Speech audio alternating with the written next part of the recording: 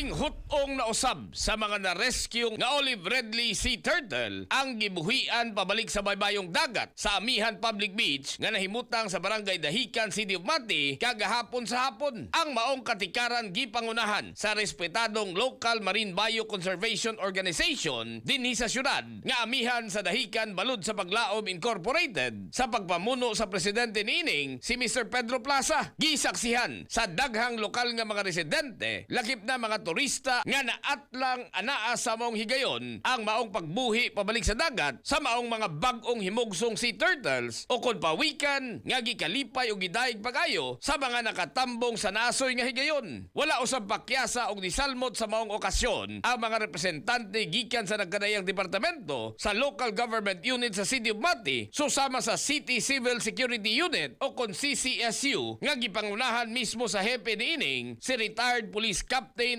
Arturo M. Georgia kauban ang mga kawani sa PLGU Endro, DENR Sendro, City Endro ug ang Public Safety and Security Office sa syudad samtang anaa usab ang mga personahe gikan sa Mati City Police Station, Coast Guard Station Davao Oriental, Maritime lakip na ang Tourist Police. Dugang paniini gikalipay usab sa mong grupong Amihan sa Dahican ang pagsalmot sa mga nasambit nga buhatan tungod kay alang kanila importante ang susamang pagpakita og interes lakip na ang pisikal nga suporta sa mga kini sa maong mahinungdanong aktibidad nga walay laing tumong kundi ang maedukar ang katilingban sa bililhong responsibilidad nga mapanalipdan ang atong kinaiyahan lakip na ang mga buhing espisi nga nanimuyo niini. Gawas sa maong katuyuan, importante usab nga mas mapalapta pa ang pagtulunan og impormasyon sa maong marine species aron mapadayon ang hustong balanse sa marine ecosystem dili lamang sa Mayo Bay sa City of Mati apan sa tibok nasod Pilipinas. Para kanunay healthy ang atong pamilya, mag-premium D3 na kita. Katropa niyo sa balita gikan sa City of Mati para sa nagkahiusang Pilipino, para sa Pilipinas. Kini si katropang Vicente Pichon IV, XFM News.